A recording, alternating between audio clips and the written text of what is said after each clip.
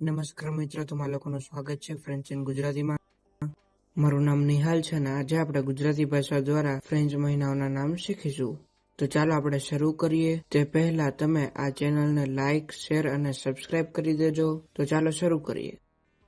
January, ઝાવિયે, February, ફેવરીએ, March, Mars, April, આવરિલ, May, May, June, ઝ્વા, July, जुillet, August, août, septembre, septembre, octobre, octobre, novembre, novembre, décembre, décembre,